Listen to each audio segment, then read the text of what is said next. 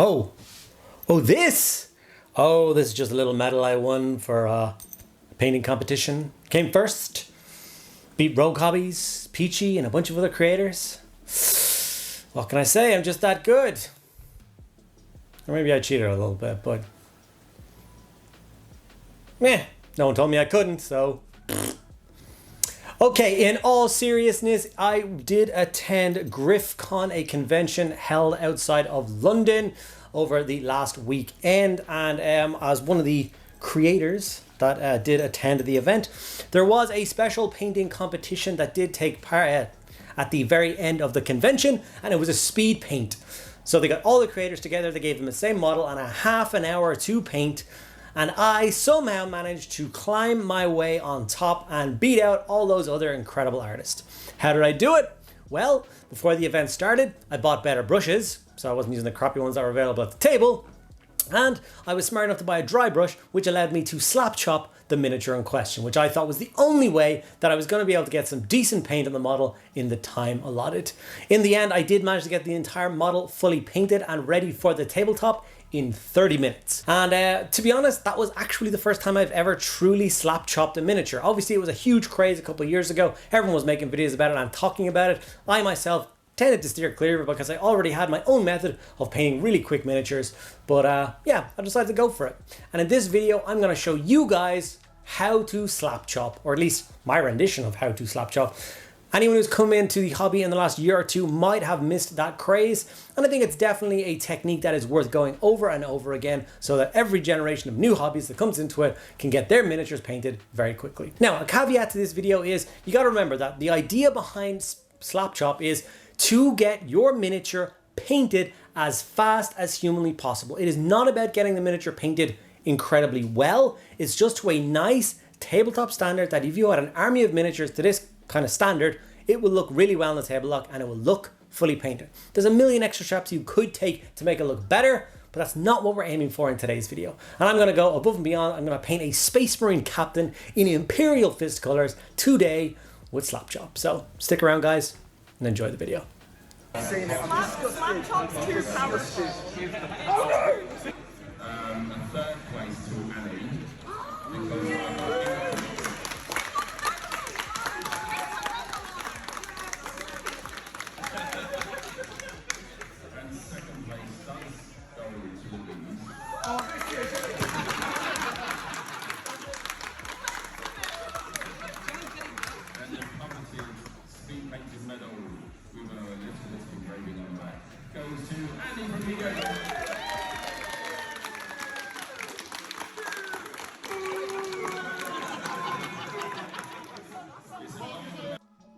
Okay, so here's a couple of quick shots of me, Suggs, obviously Rogue Hobbies, and Peachy. As you can see, Peachy does not look happy, but you know, that's what happens when you lose. No, money pleasant. Obviously, we had a really good time. It was really fun, so a big thank you to Griffcon for hosting us and having us over there for the event. Now, the concept behind Slapchop is very, very simple. The idea is you are going to solely paint with contrast or speed paint or something like that. It's very simple. In order to get the miniature ready for it, you spray it black and then you dry brush it with like dark grays and then build it up to white. So for me, I started with Grey Seer. It's a really nice in-between color. And yeah, I gave the entire thing a dry brush of that. You want to go quite heavy. You're looking for quite a like a solid coat. Obviously, you want to leave some of the dark color behind. That's going to create the shadow effect that we're going to be looking for when we're doing Slapchop. So the whole purpose about this is to get armies done fast. Like, I know personally there's certain armies that I have in my collection, but I want to spend a lot of time on, get done, and just do great works with them. I want to be super proud of them on the table. And then there's a collection of miniatures that I own that I just want to have paint on them, call them done, and like tick them off in my brain. And they're the ones that I'm going to start looking towards just getting Slapchop on them, getting colors in the right place, having them look tidy and finished, and then put back away. Just, you know, something that's just settle your brain, if it will.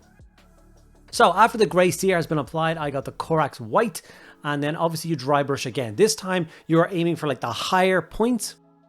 So you don't have to get in between his legs or under armpits or anything like that. It's just the brightest points after the fact. After that, the model is ready to begin Slapchop. So I'm going to be using nothing but contrast paints to get this model painted up. I'm going to start with Imperial Fist Yellow, as I want to paint up this model as an Imperial Fist. I did fight with myself for a while to try and pick which chapter of Space Marine I would do.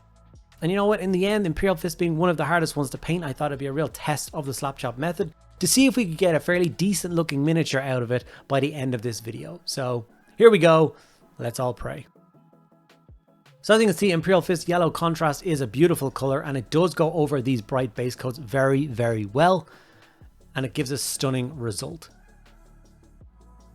Now, obviously with the Slapchop method, you do have to be careful whilst applying contrast, as there is no way to fix it later on. We're not going to be layering up or adding on top of this. So if you get a big splodge in the middle of like an armor panel or something and it dries like that, it's stuck like that, you're done. So you do need to take your time. So what I've often said to people with contrast is more is kind of better. Like literally load up the section of model that you want to with the contrast and then manipulate that kind of pool around the miniature. If you don't have very much contrast on your brush, you're like painting on a kind of thin coat of contrast. It will tear, it will have lines, it will have splodges. It will be really kind of awful. Now, I do plan to make a separate video on the proper use of contrast paints, or at least how I use them. And that video will be coming in the next couple of weeks. I think it's about time I did that. I think the way that I use contrast and the control that I have, I get so many comments being like, my contrast doesn't do what your contrast does. And it's got nothing to do with the actual paint. It's about how we're using it. So I want to share that with you guys as well. The cape is one of the most stellar kind of examples of why Slapchop is so good. You can see with the white bits where it's dark and then it fades up into the grey and then it fades up into the white. So that for when we put that solid coat of Blood Angel's red contrast over the top, and as it dries, you can literally see that layering built up through the cape, and it looks so good. Iyanden Yellow is going to be the stand-in for all of the gold areas. So obviously it's just another shade of yellow contrast. But as you can see, as soon as I start applying it over the white and grey seer, it looks gold next to the other yellow. It looks really cool. And there's all these kind of sneaky little effects that you can do. Like if you take the Power Blade, for instance, I could have put a blue shade over the top of it to give it like a powered look. But as it stands, I think it kind of looks enough like just a blade as it is. The dry brush caught the edges beautifully. And I was just happy with it. I was trying to rattle my brain as to what I would do for the silver parts of the plasma pistol and the blade of the sword. And in the end, I just decided to leave them be. I think it works. And you'll see at the end when you see the model as one whole piece, whether or not you think it's the right thing to do, or whether you can think of a contrast that would go in and look well for the silver parts. Black Legion was then used for a couple of extra detail parts. So any of the armor bits that like in between armor panels, those soft seal areas. The rest of the sheath for the sword, he has one of those kind of like rope ribbony like decoration-y things across his chest, which normally would have been something like red, but because there's so much red on the model already, I just decided to do it in black because it's my war dial and I'll do what I want. And any other black details that you can think of on a miniature you're painting up that stand out and you think need to be black, go for it. As it stands, I'm pretty happy with the bits I've done so far.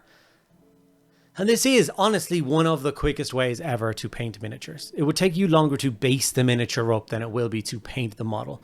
Like you could do a squad of kind of 5 Space Marines with this paint scheme, with this kind of thing, in maybe 2 or 3 hours.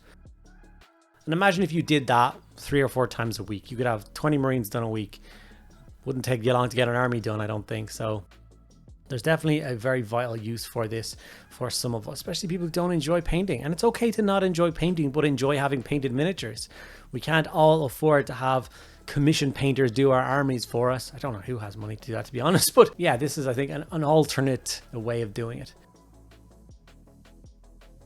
Agoros Dunes was used for all the parchment from the Purity seals, which on a captain model, there's quite a few lying around. So try and dig those out and find them.